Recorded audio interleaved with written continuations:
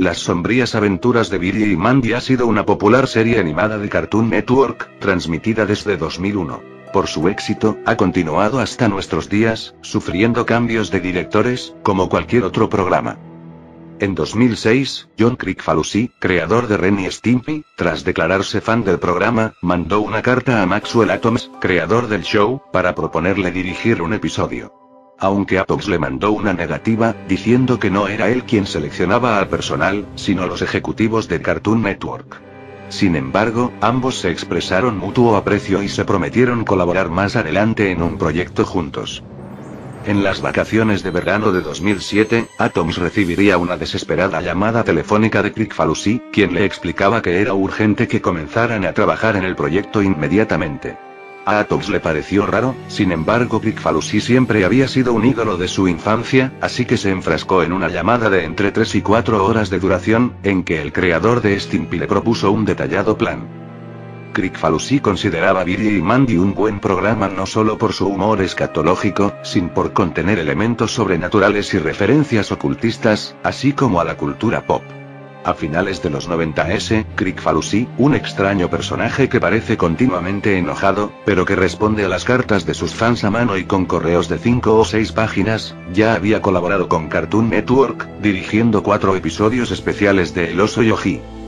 Cartoon Network, como todas las demás televisoras especializadas en dibujos animados, conocía la peligrosa trayectoria de Kricfalusi, pero como era una época en que el interés en los dibujos animados iba en descenso, aceptó el trato a regañadientes.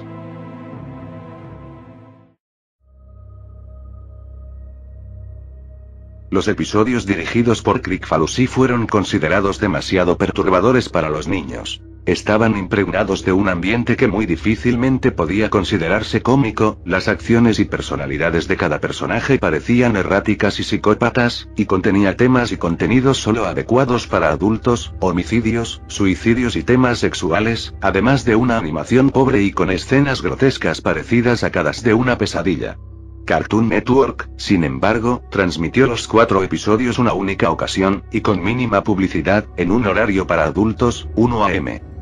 Luego de eso no se supo mucho sobre John K., solo que tuvo una serie animada de superhéroes llamada The Ripping Friends, que debutó en MTV y fue cancelada muy pronto por ser en extremo perturbadora, y a últimas fechas, se lanzó una nueva serie de Ren y Stimpy, exclusivamente para adultos, que iba aún más allá del humor violento y grotesco de la serie original, por lo que recibió fuertes críticas. Atoms desde luego conocía todo esto, y no se sabe si fue el miedo o el respeto lo que lo inspiró a continuar con el plan de Kricfalusi. 2 semanas después de la llamada, Atoms recibió un paquete sellado con la firma de Kricfalusi. Dentro se encontraba un guión y storyboard planeados por el propio Kricfalusi, para un nuevo episodio de Billy y Mandy, supuestamente de una nueva serie, llamada simplemente Billy y Mandy, Nightmare on Backyard. Atoms se sintió interesado de inmediato en el guión, y él mismo ha descrito que estaba escrito brillantemente y con gran maestría, y contaba con un humor estupendo. Sin embargo, luego de pasar las primeras 20 páginas, y conforme el tono de la obra se oscurecía, rápidamente cambió de opinión. La historia era demasiado deprimente, incluyendo escenas, hábil y detalladamente descritas, que en opinión de Atoms parecían sacadas del infierno. Asustado, dejó de leer el guión, y en cuanto colocó el paquete fuera de su recámara, el teléfono sonó. Nuevamente era una llamada de Kricfalusi, quien le explicaba que el plan debía continuar y preguntó si había acabado de leer el guión. Helado por la repentina llamada, Atoms mintió diciendo que sí, y Kricfalusi le concertó una cita para dentro de 3 meses, donde le mostraría algo que tenía preparado para comenzar la producción del episodio. El plan de Kricfalusi era el siguiente: producir las animaciones ilegalmente, y a escondidas de los ejecutivos del CN. Para esto, había ambientado una oficina en su compañía, Spunk, y designado a un jefe de producción, que serviría como director del episodio. Atoms visitó las oficinas en el tiempo acordado, y le pareció todo el escenario bastante normal, aunque a su decir, los dibujantes lucían indiferentes o normales pese al extraño episodio que tenían encomendados producir.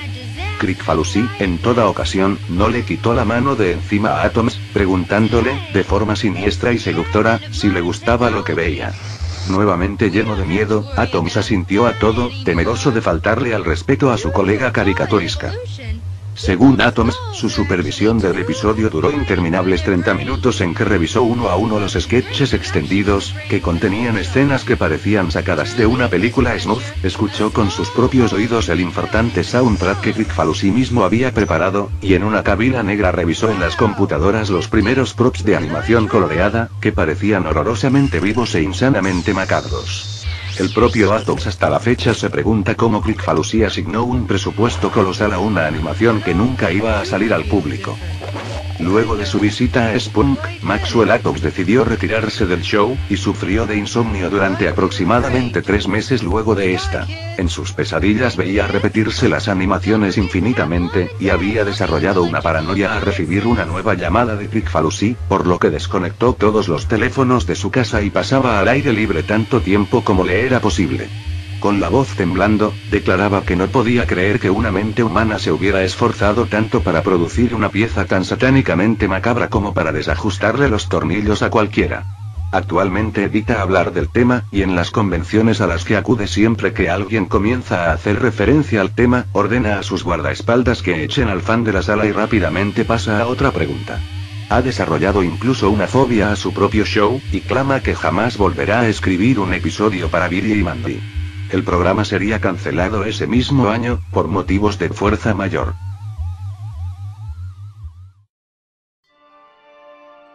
Por medio de su Twitter, Kricfalusi anunció a principios de 2009 que tenía preparado para los fans un secreto oscuro que estaba listo y cocinado en su website, con lo que se dio a entender que el episodio finalmente había concluido producción. Se dice que el capítulo está escondida en una dirección oculta en el sitio web de Spunk, para evitar que sea encontrado por los ejecutivos del CN y evitar una demanda. En tal página, se dice, se encuentra el logotipo del show en letras rojas y un fondo negro, con 2 enlaces en color amarillo brillante. Ordene ahora y vea el episodio. El primer enlace proporciona instrucciones específicas sobre cómo adquirir el episodio grabado para DVD. Para esto, es necesario acudir a las cercanías de la sede de Spunk y preguntar por cierto negocio fantasma, donde el disco, que es un simple disco virgen grabado, se vende a 50 centavos de dólares canadienses. Cuando das clic en vea el episodio se abre una animación que no cuenta con marcador de tiempo. Al principio, es muy similar a un episodio cualquiera de Billy y Mandy, y cuenta con una opening tag, con el nombre del episodio y Buried Billy, y a Billy, Mandy y Puro Hueso caminando sobre una calle, en una escena que parodia la portada de Disco Abbey Road de los Beatles. La calidad de dibujo es muy buena, y prácticamente idéntica a la del show de CN, pero por alguna razón, la animación corre más lenta de lo normal, lo que proporciona al televidente una extraña sensación. La acción comienza en el pórtico de Billy, donde Puro Hueso, Mandy y Billy discuten sobre el inicio de clases. Las voces de los personajes obviamente no son las de los actores originales. En vez de eso, al parecer se encuentran doblados por John Kricfalusi, y una mujer no identificada. Los diálogos en efecto, son graciosos, pero las expresiones de los personajes y el tono en que dicen las cosas transmiten exactamente lo contrario. Los acentos son demenciales y los personajes hablan como enloquecidos, lo que aunado al ritmo lento en que transcurre la acción, asusta bastante desde los primeros segundos. Luego de eso, 4 figuras cabezonas que parecen caricaturas de los Beatles aparecen cruzando la barda del patio. Estos personajes hablan animadamente, saludando a los televidentes, y caminan de forma similar al que Epon Trucking mientras una alegre tonada que recuerda a Yo Submarine suena de fondo. Los personajes entran al porche y besan la mano de Puro Hueso, como mostrándole admiración. Billy y Mandy preguntan algo, a partir de ese momento, nuestro informante tenía tan crispados los nervios que decidió apagar el sonido, y en ese instante, el Beatle parecido a Paul McCartney se arranca la piel y queda desollado vivo, en una toma quieta similar a la de Ren y Stimpy, pero grotesca y detalladamente animada. El personaje chisporrotea sangre y los ojos, saltones y desorbitados, parecen copiar pus, mientras al fondo parpadea una pantalla roja insoportable, durante retorciéndose más de 2 minutos. Ahora Puro Hueso tiene una sonrisa totalmente diabólica. Él y los demás Beatles rodean a Billy y Mandy, quienes lucen preocupados. Un círculo de fuego surge alrededor, y Puro Hueso toma a Billy de forma violenta. Billy parece llorar de terror, y entonces Puro Hueso lo desnuda con su hoz y comienza a sodomizarlo con el arma, de una forma totalmente realista, mientras maldice de forma exagerada. mezclando de forma extraña el humor negro con escenas simplemente diabólicas. La escena dura mucho más de lo soportable, con varios acercamientos violentos en varias tomas. Mandy parece dispuesta a pelear, pero los Beatles dicen algo, y el escenario comienza a girar y a convertirse en el mismísimo infierno. Escenas desquiciadas de cadáveres, dibujadas de forma bastante rápida, demonios y escenas de tortura se alternan en la escena. Los Beatles restantes se transforman en bestias mutantes de formas terroríficas. Puro Hueso parte a Mandy por la mitad con su guadaña, desnuda el cadáver y la sodomiza una y otra vez, ahora con un rostro de oscuro placer, en medio de escenas parpadeantes, para terminar eyaculando borbotones de sangre de Mandy, mientras el cadáver de esta explota arrojando sus vísceras por todas partes. La persona que asegura, vio el vídeo, no puede contar mucho más después de eso, pues asegura que se encontraba demasiado alarmado, y no recuerda qué hizo para distraerse, o si simplemente cerró los ojos, pero asegura que hay cosas que no quiere recordar del vídeo. Pero parece que luego de eso comienza una especie de escena de aventura, con Billy y Mandy vivos de nuevo, aunque todavía desmembrados y seriamente lesionados, enfrentando a alguna cosa en el infierno, incluyendo escenas de distintos demonios, muy originalmente diseñados, efectuando varias acciones maniáticamente animadas. La escena corta al negro durante unos 5 segundos, y gradualmente se comienza a encender la luz. El ángulo es de una cámara, estilo intro de James Bond, con manchas digitales cubiertas de sangre, que empieza a enfocar a Puro Hueso y los Beatles restantes, en expresiones quietas y muy escalofriantes, posando de una forma similar a la portada del single Yesterday and Today, pero adornados con los restos de los cadáveres de Billy, Mandy y Paul, y con un paisaje infernal de fondo. Las expresiones en esta escena son tremendamente perturbadoras, con Puro Hueso y los Beatles imitando las sonrisas aparecidas en el álbum original, pero exageradas al límite de lo grotesco e inquietante. La escena permanece así durante 1 minuto, y vuelve a cortar. La escena final comienza haciendo un picado sobre el centro de una ciudad. 2 personajes indeterminados, pero que por sus rasgos, parecen ser caricaturas de 2 personas reales, tomando una malteada en un café. Los últimos 3 o 4 minutos del vídeo son tremendamente diferentes al resto del episodio, tratándose de una serie normal, sin ninguna clase de elemento horroroso. La escena es bastante lenta, pero corre a velocidad normal, y consiste simplemente en los 2 personajes hablando y hablando, con reacciones variadas, tranquilidad, argumento, preguntas, sanamente cómicas.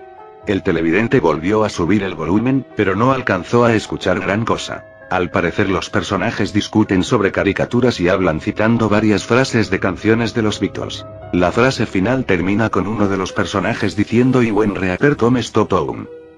Entonces la imagen se cierra con un círculo negro, típico de las caricaturas viejas, y aparece la palabra fin, junto a una caricatura súper deforme del Paul despellejado, todavía muy perturbadora, vestido de ángel, sollozando y murmurando algunas cosas. El programa termina, y aparecen algunos créditos, dirigido por John Kricfalusi y Maxwell Atoms, entre otras cosas, finalizando como si de cualquier show se tratara. Finalmente aparece una pantalla roja de advertencia que dice televidente. El cartoon que acaba de ver ha sido producido contraviniendo las leyes de derechos de autor, su transmisión o posesión está penada por las leyes de Canadá y Estados Unidos, y luego un pantallazo de aproximadamente 2 segundos de duración, con el logo de Spunk y un lema que dice "Help to spread the word". En cuanto el vídeo termina, el navegador de internet se cierra automáticamente, y cuando vuelves a abrir las pestañas no se reabren. Si revisas historial e intentas abrir la página, te marca error. Se dice que esta página la cambian de lugar cada vez que alguien accede a ella. La página del vídeo aparece con un marcador de visitante, que para el momento era de 2, y que contiene varios malware capaces de arruinar la seguridad de tu computadora.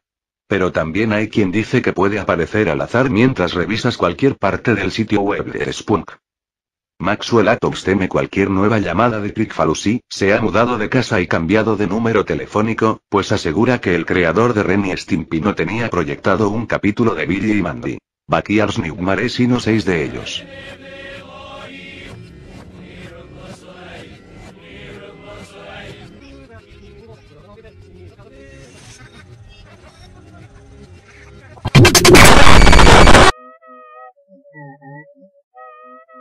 Desde que estaba iniciando la primaria, los niños lo miraban con desprecio, hasta asco en algunas ocasiones.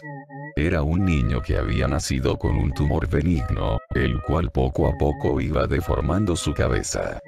Toda su vida en la primaria estuvo llena de insultos y apelativos para nada agradables. Lo curioso fue que desde pequeño sentía placer, gozo, una sensación sublime al practicar la coprofagia.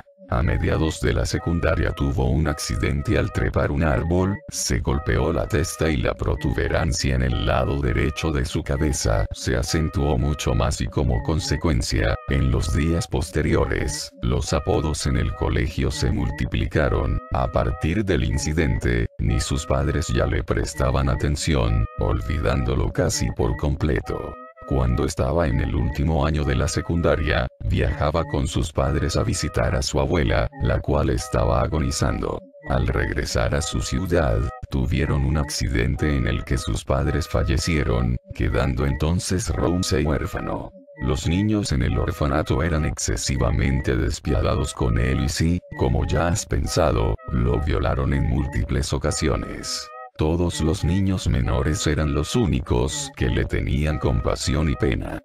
Hubo ocasiones en que tuvieron que llevarlo al hospital más cercano como producto de las seguidas violaciones que sufría y que como consecuencia le desgarraban el ano.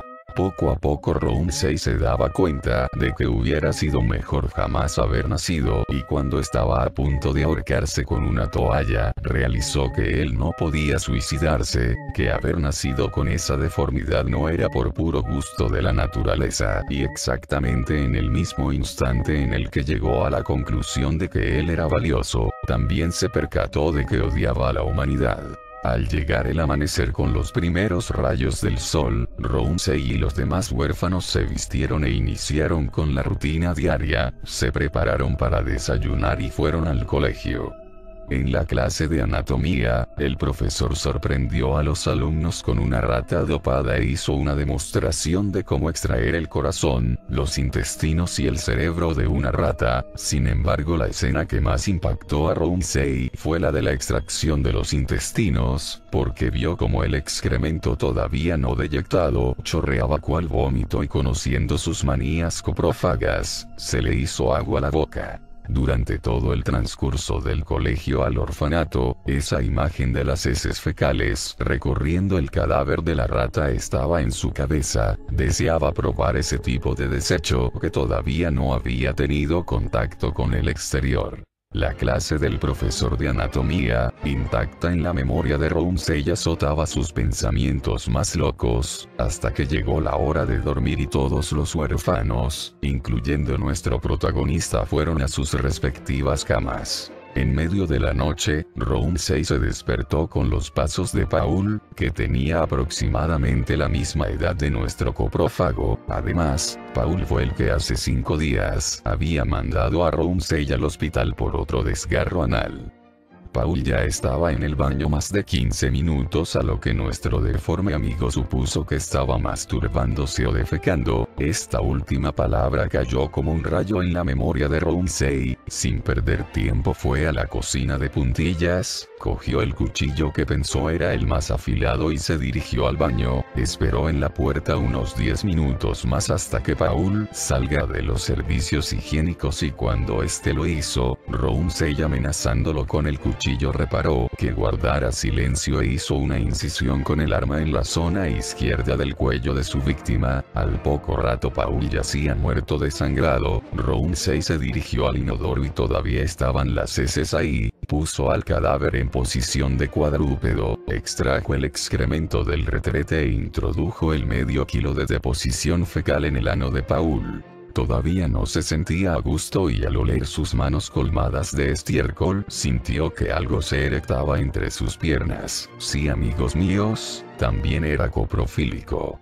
Ramsey empezó a violar el cadáver de su víctima, llegando a eyacular dentro del ano de Paul. Sacó su miembro viril lleno de excremento y fue en este momento en el que recordó la clase del profesor de anatomía. Como consecuencia, tomó el cuchillo e hizo una incisión desde el ombligo hasta debajo de los testículos. Ya no había demasiada sangre, los órganos no se parecían mucho a los de la rata, pero con facilidad localizó el intestino grueso, 3 metros que contenían restos de deposición fecal. Ramsey estaba en el paraíso, o al menos eso pensó. Llegó a visualizar el fin del intestino que daba al ano, lo cortó con ternura y vio el excremento que había introducido hace media hora mezclado con su semen. En menos de 5 segundos, esa masa repugnante ya se encontraba en la boca de nuestro querido amigo deforme trastornado. Al fin Ramsey estaba satisfecho. Ahora sí puedo morir feliz, pensó.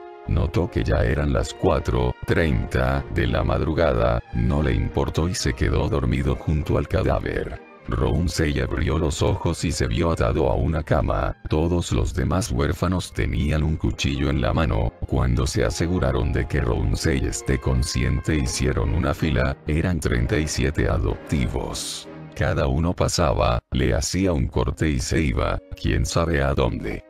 Y así fueron 13 cortes en el pecho, 20 dedos amputados, lo castraron, le extirparon las 2 orejas, pero faltaba un niño. Tenía miedo, miraba a Ramsey con pena, hasta que alguien dijo: «Mira lo que le hizo a tu hermano». Entonces el niño dirigió la mirada a una esquina de la habitación. Efectivamente, ahí estaba el cadáver de Paul. Meditó por un momento, suspiró muy profundamente y luego de un par de minutos empezó a cercenar la zona abdominal de Ramsey, desde el ombligo hasta debajo de los testículos.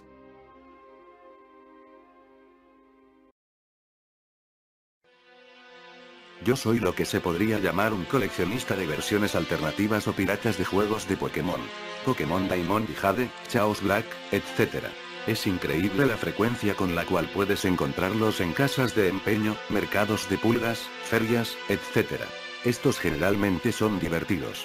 Incluso si son injugables, que a menudo lo son, la mala traducción y pobre calidad hace de ellos sin querer graciosos. He sido capaz de encontrar la mayoría de los que había jugado en internet, pero hay uno en especial del que yo no he visto ninguna mención sobre él, y llevo ya varios años tratando de dar con él en internet, pero no lo he podido encontrar. Lo compré hace aproximadamente 5 años atrás en un mercado de pulgas. Esta es una foto del cartucho, por si alguien lo ha visto. Lo perdí en mis vacaciones de verano. Creo que lo dejé en el hotel.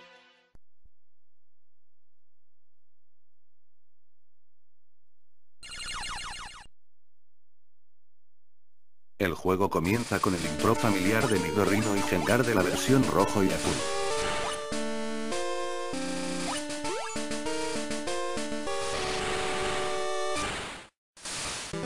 Sin embargo, la pantalla de Pulsa Start había sido alterada. Rojo aparece ahí, pero no aparece el ciclo de Pokémon de un lado a otro, y también dice Black versión bajo el logo de Pokémon. Al seleccionar New Game, el juego comienza con el discurso del profesor Oak.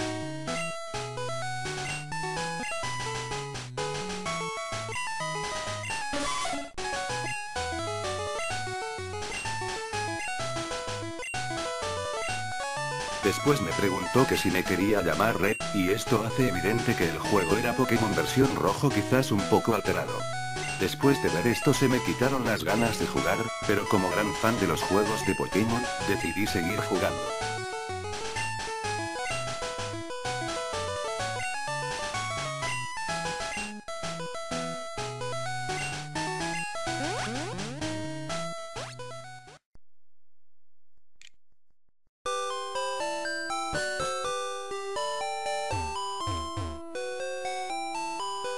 Todo parecía normal. Lo que decía tu madre y otros personajes.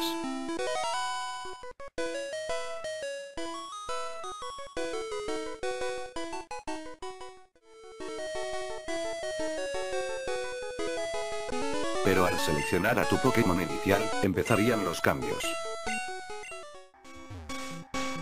Después de un rato miré a mi equipo, y ahí había un segundo Pokémon, que yo no había capturado ni me lo habían dado en ningún lado, y su nombre era Ghost.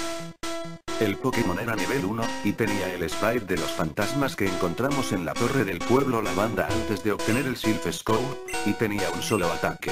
Curse, maldición en inglés. Yo sabía que hay un verdadero ataque llamado Curse, pero el ataque no existe en la generación 1, así que parece que fue introducido hackeándolo.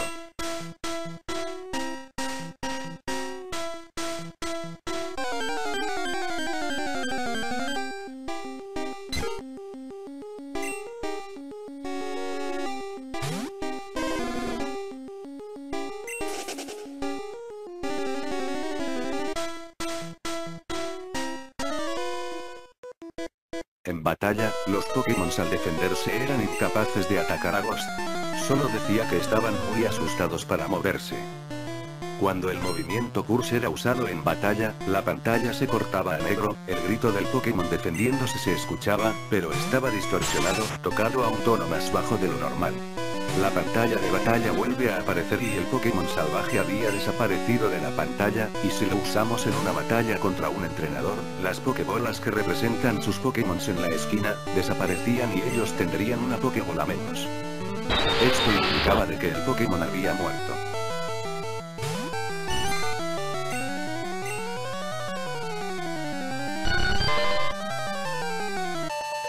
Lo que era aún más extraño, es que después de derrotar a un entrenador y recibir el dinero por la victoria, los comandos de batalla volverían a aparecer. Si seleccionabas ítem no habría el menú de los objetos, y tampoco al seleccionar Pokémon, pero si tú seleccionabas correr, la batalla terminaría como normalmente lo hace, pero si seleccionabas Curse, la pantalla se tornaba en negro, y al retornar a la vista superior, el sprite del entrenador se habrá ido.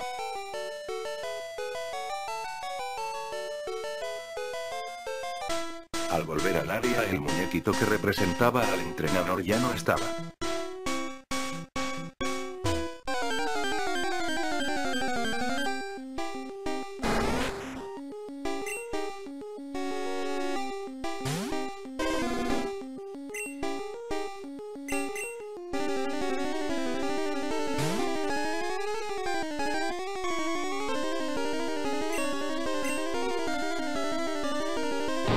Después de irse y reingresar a la misma área, el lugar donde el entrenador había estado será reemplazado por una cripta como las que hay en la Torre Lavanda. Y la cripta decía Rest in Peace Trainer o Catcher, dependiendo de con qué tipo de entrenador usabas Curse. El movimiento Curse no era utilizable en todas las instancias, fallaría contra los Pokémon tipo fantasmas. También fallaría contra entrenadores con los cuales tenías que volver a pelear, como tu rival o Giovanni. Sin embargo, el movimiento Curse se podía usar en las batallas finales contra ellos. Pensé que esta era la manera de jugar el juego, permitiéndote utilizar los antes incapturables Ghost.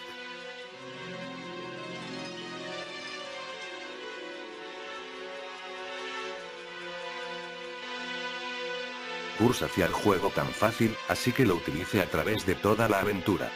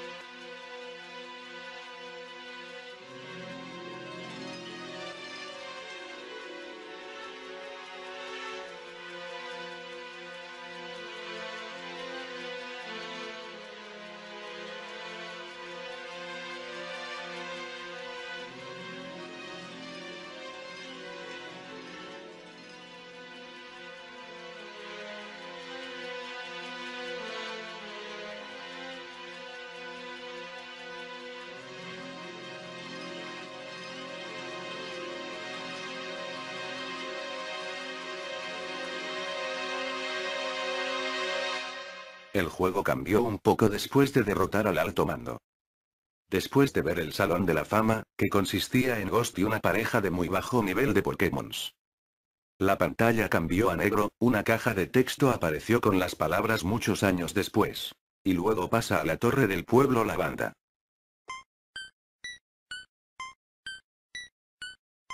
Un anciano está mirando las criptas. Después de un rato, me di cuenta que ese hombre es mi personaje. El hombre solo se mueve a la mitad de la velocidad al caminar, tú ya no tienes ningún Pokémon contigo, ni siquiera Ghost, que hasta este punto había sido imposible de remover de tu grupo por medio de depositarlo en el PC. La región de Kanto estaba completamente vacía. No había gente en absoluto, ahí aún estaban las tumbas de los entrenadores sobre los cuales había usado Curse. Sin embargo, tú puedes ir a casi cualquier lugar, aunque tus movimientos están limitados por el hecho de que no tienes Pokémons para utilizar HMs, y sin importar dónde vayas, la música del pueblo Lavanda se sigue escuchando en un bucle continuo. Luego de andar por un rato, encontré que si vas por la caverna de los Diglets, uno de los arbustos que generalmente bloquean el camino hacia el otro lado ya no aparece más, lo que te permitiría avanzar y retornar a Pueblo Paleta. Al entrar a tu casa y dirigirse al punto exacto donde comienzas el juego, habrá otro pantallazo negro. Entonces la imagen de un Caterpie aparece, y luego es reemplazada por una de Weedle, y luego un Pidgey. ¿Qué es esto? Una lista interminable de Pokémon aparece en la pantalla culminando con un Blastoise. Después un momento entendí que esos son todos los Pokémon en los que había usado el movimiento Curse. Para este momento la música del pueblo Lavanda se escuchaba a un tono bastante monstruoso. Después de terminar la lista de los Pokémons, empezó una nueva lista donde sale un cazabichos, otro cazabichos, un entrenador, etc. A través de la secuencia la música del pueblo Lavanda se seguía escuchando, pero iba lentamente disminuyendo el tono.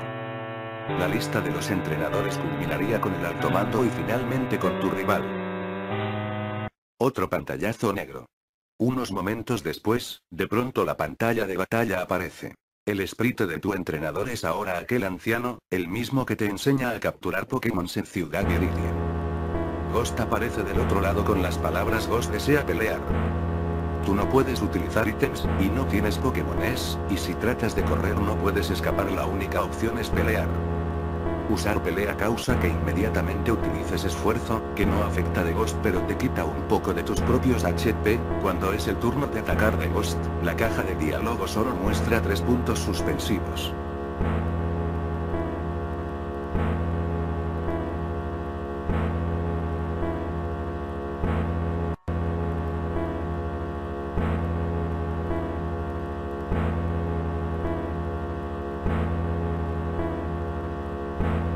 Eventualmente, cuando tus HP llegan a un punto crítico, Ghost finalmente utiliza Curse.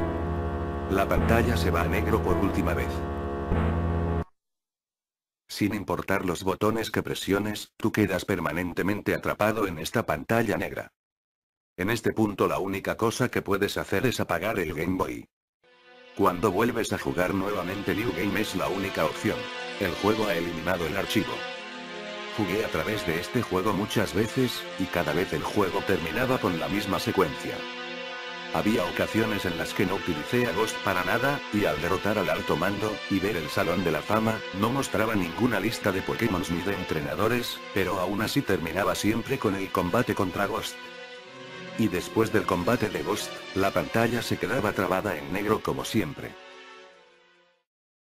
¿Recuerdan que al principio les dije que había perdido el cartucho en mis vacaciones de verano? Pues mentí. La verdad es que lo vendí en el mismo mercado de pulgas donde lo compré.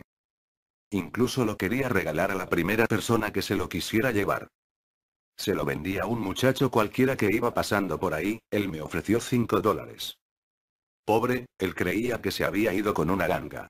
Un día antes de venderlo, lo jugué por última vez utilizando a Ghost, y todo sucedió como siempre. Finalizando con el combate contra Ghost, y la pantalla negra apareció de nuevo. En ese instante llamaron al teléfono de mi casa, y fui a atender. Me habré tardado cosa de 15 minutos. Cuando regresé a mi cuarto, al entrar, escuché un ruido proveniente del Game Boy.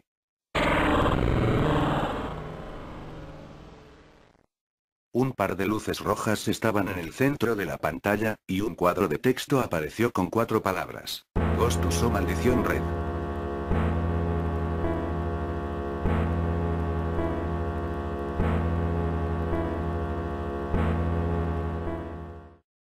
No estoy seguro cuáles eran los motivos del creador de este hack, no fue ampliamente distribuido, así que presumiblemente no fue por una ganancia monetaria, y estaba muy bien hecho para ser un simple juego alternativo o pirata. Parece que él estaba tratando de transmitir un mensaje. Tal parece que soy el único que recibió este mensaje, no estoy completamente seguro de cuál fue. La inevitabilidad de la muerte, el poco sentido de la misma, o quizás él simplemente estaba tratando de agregar mórbidamente muerte y obscuridad en un juego de niños. De todos modos, este juego de niños me hizo pensar y me ha hecho llorar.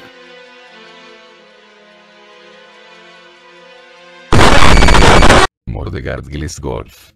Si lo buscas, no encontrarás nada. Las pocas veces que lo encuentres, verás un vídeo de 20 segundos de un hombre mirando fijamente a la cámara, sin emociones, luego sonriendo los últimos 2 segundos. El fondo no está definido. Esta es la única parte en línea del vídeo. El vídeo completo dura 2 minutos, y fue removido por YouTube luego de que 153 personas que lo vieron se sacaran los ojos y los enviaran a las oficinas de YouTube en San Bruno. Dichas personas luego se suicidaron, y no se sabe cómo lograron enviar los paquetes. Y había una inscripción críptica en sus brazos que aún no ha sido descifrada. YouTube periódicamente sube los primeros 20 segundos del vídeo para evitar sospechas, así las personas no buscarán el vídeo real y lo subirán. El vídeo en sí fue visto por un miembro del staff de YouTube, que comenzó a gritar luego de 45 segundos. Este hombre está bajo sedado todo el tiempo, y es incapaz de recordar qué vio. Las otras personas que estaban en el mismo cuarto que él, lo vieron y apagaron el vídeo por él, diciendo que solo podían oír el sonido de un taladro. Ninguno se atrevió a mirar la pantalla. Nunca se halló a quien subió el vídeo, y la dirección IP de este era inexistente. Y el hombre del vídeo jamás fue identificado. Lo subieron hace unos años, en el 2007 o el 2009, bajo un link extranjero. El original póster que subió el link decía que estaba jodido. Era realmente borroso. Mostraba cosas extrañísimas, como una bañera llena de gusanos, pinturas antiguas derritiéndose, bosques, colores parpadeantes, texto en un lenguaje diferente, mientras de fondo sonaba como un murmullo extraño. Si es que han visto el video There is Nothing, era similar a la voz presente en este, pero más indistinguible. Entonces la imagen se volvió un poco menos borrosa. Un pequeño perro estaba siendo agarrado del cuello, retorciéndose de dolor, lanzando gritos parecidos a los de un niño. Las imágenes cambiaron a una guardería con muchas cunas, habitadas por niños muertos. La cámara se acercó a una de las cunas, y uno de los recién nacidos se levantó un poco, comenzó a llorar y a sangrar de los ojos y boca. Luego surgió otra toma de un sótano, como al inicio, con una mano deforme desapareciendo en un charco de sangre. Le sigue más texto, alguien dijo que este decía: tu raza está muriendo, con la imagen de una planta pudriéndose rápidamente, close-ups de cadáveres y casos de posesión demoníaca y exorcismos que claramente nunca han sido vistos fuera del país de origen de la cinta. Mientras esto pasa, la voz que habla calmadamente comienza a gritar de dolor y sufrimiento, algo sumamente aterrador. Luego regresan los murmullos, como de una radio con mala recepción, a lo largo del vídeo.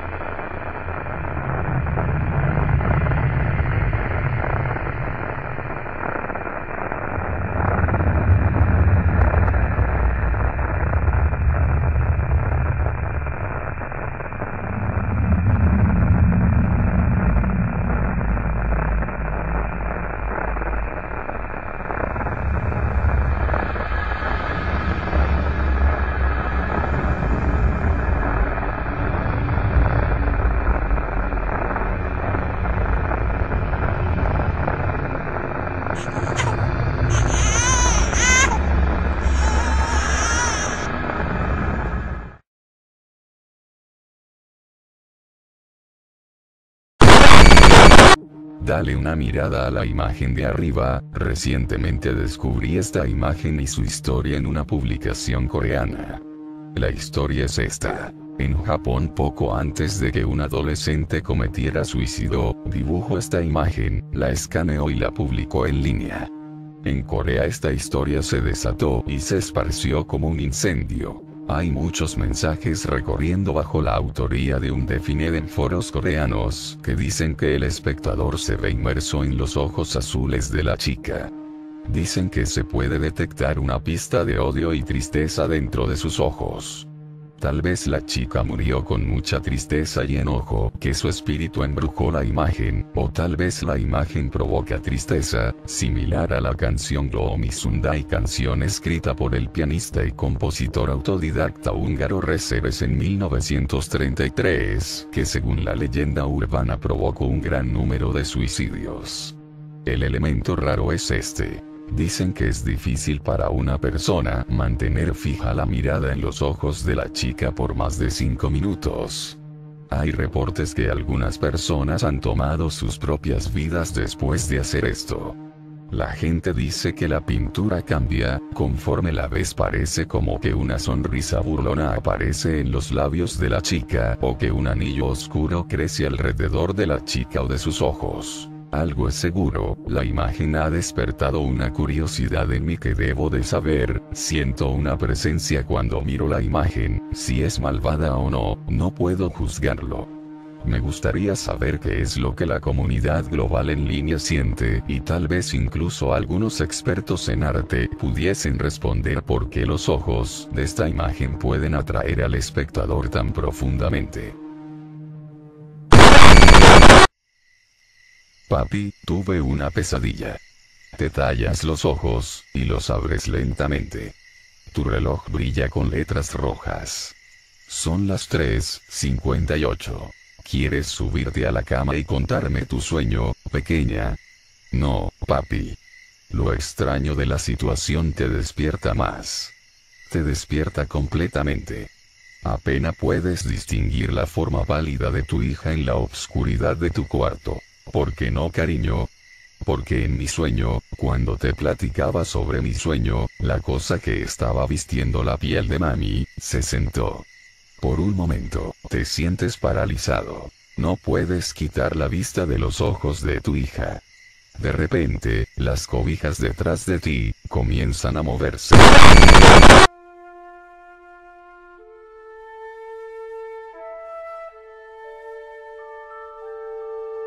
Bruno Amadio, popularmente conocido como Bragolín, es un pintor español de fama algo extraña.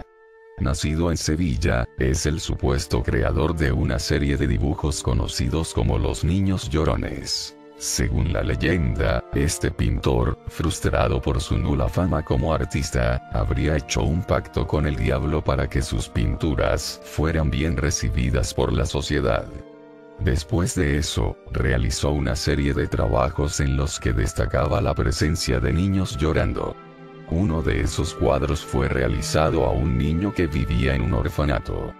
Más tarde, el orfanato se incendió con el niño adentro, y desde entonces se ha dicho que ese cuadro en especial adquirió el espíritu del niño. Este fue el cuadro del que más copias se reprodujeron en España y se distribuyeron al mundo. En los 50 se dieron muchos casos de casas incendiadas, donde se encontraba una reproducción de dicho cuadro, quemándose todo, incluido cadáveres, y lo curioso de todo esto es que el cuadro permanecía colgado en la pared sin un solo rasguño. Los que investigaron el caso no hallaron una explicación a este fenómeno, solo lo llamaron la maldición del niño llorón.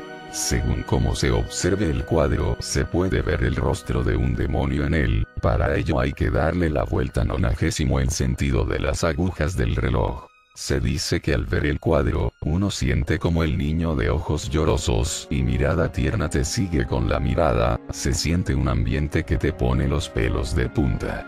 Mucha gente posee este cuadro, pero dice que solo ataca a aquellos que descubren que el cuadro está encantado. En la noche se escuchan lamentos lejanos, el niño sale del cuadro, sube a tu habitación y te quita la vida, si es que no mueres antes de la impresión al ver su rostro endemoniado.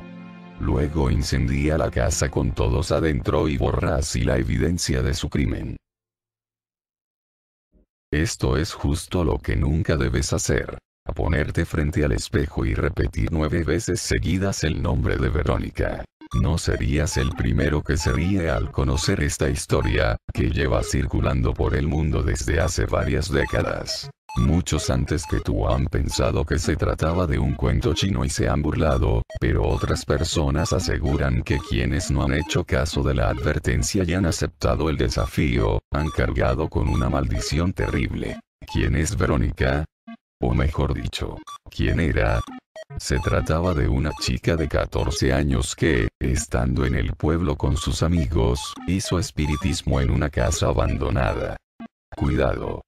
Todo el mundo sabe que es algo tremendamente peligroso y que jamás debe tomarse como un juego. Ella no siguió las reglas de los fantasmas, se burló durante toda la invocación y una silla que había en la habitación fue poseída y la golpeó mortalmente en la cabeza. Sin embargo, Verónica aún no descansa en paz. Su espíritu está condenado y vaga, buscando venganza entre aquellos que no saben respetar el más allá, como le sucedía a ella en la vida real. Rita era una chica de la edad de Verónica que conoció la leyenda en su instituto. Sus amigos la picaron, diciéndole que no se atrevía a decir Verónica 9 veces ante el espejo. A ella le daba miedo, pero venció su terror porque le avergonzaba quedar mal ante todo el mundo. Una compañera fue a los servicios de esa planta del instituto para comprobar, entre risas, si cumplía la prueba. Lo hizo, no pasó nada y el grupo lo olvidó enseguida. Menos Rita. Para ella, la auténtica pesadilla comenzó esa misma noche. Estaba en la cama, cuando un sonido la despertó. No se trataba de un estrépito, sino de una especie de susurro indescifrable que oía cerca de la nuca, mientras sentía como si alguien respirara en su cuello. Aterrada, se levantó y encendió la luz. Allí solo estaba ella. A pesar de eso, no pudo dormir en toda la noche. Al día siguiente, no se atrevió a contárselo a nadie. Estaba muerta de miedo y de sueño, y en medio de la clase tuvo que salir al servicio para mojarse la cara y despejarse. Pero cuando entró al baño, hacía mucho frío, como estaban en invierno no le dio importancia, y una capa de vaho cubría el espejo. Rita lo limpió con la mano para comprobar horrorizada que tras ella había una chica que no había visto jamás, con una expresión de espanto y sangre en la cabeza. Fue solo un instante. Cuando se volvió a mirarse, ya no había nadie. Rita rió nerviosamente, pensando que todo era fruto de su imaginación, los nervios y el cansancio. Sin embargo, cuando se volvió hacia el espejo vio algo que la dejó helada. Al borrarse el vaho una frase había permanecido escrita. Soy Verónica. No debiste invitarme a volver. Rita no pudo soportarlo. Hoy pasa sus días encerrada en un manicomio, y solo habla para jurar y perjurar que el fantasma de Verónica la sigue atormentando.